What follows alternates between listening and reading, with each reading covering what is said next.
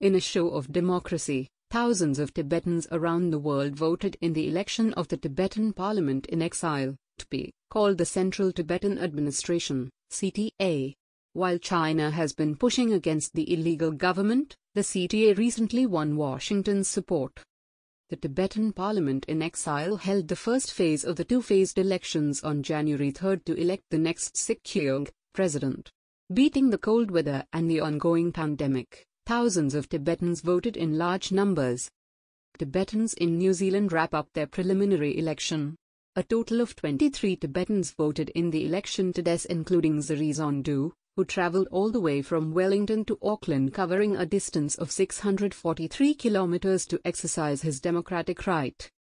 TPiE began to pass laws for the Tibetans in exile, and the Charter for Tibetans in Exile is one of the first important legal documents passed by the Parliament and approved by the Dalai Lama in 1991.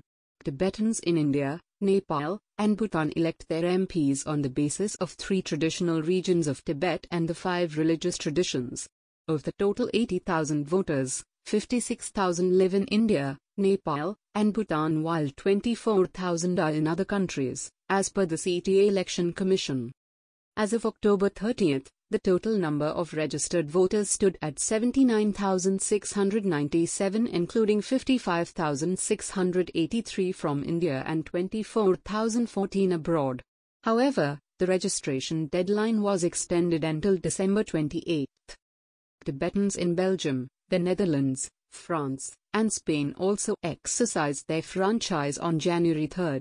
There are 8 candidates in the race to become the next Sikyong and about 150 candidates for 44-seat parliament, 10 members from each of the traditional provinces of Tibet, Amdo, Kham, and Usang, and 2 from each of the 5 religious traditions. 2 members each from North American and European Tibetan communities, as outside India, North America, and Europe have the largest number of Tibetans. Following the first phase of voting, the 2 candidates for the post of president and 94 parliamentary seats will be shortlisted. The second phase of voting will take place in April, that will decide the president and 44 elected members of the parliament. The Tibetan democracy in exile reflects the true aspirations of our brothers and sisters inside Tibet, said the incumbent Sikyong Dr. Lobsang Singay.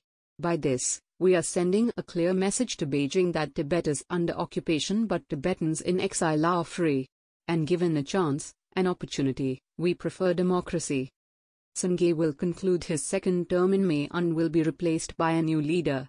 He recently achieved a milestone in his tenure by winning Washington's support through the Tibetan Policy and Support Act of 2020, TPSA.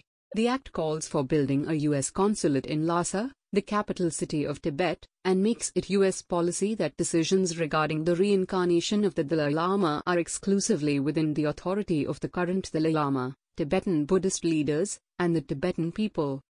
It further provides that the Chinese government's interference in the process will invite serious sanctions and visa restrictions.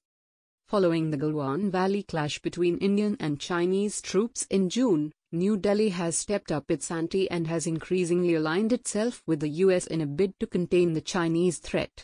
As many as 20 Indian soldiers were killed in the incident, while the Chinese side did not reveal their casualty figures. China laments.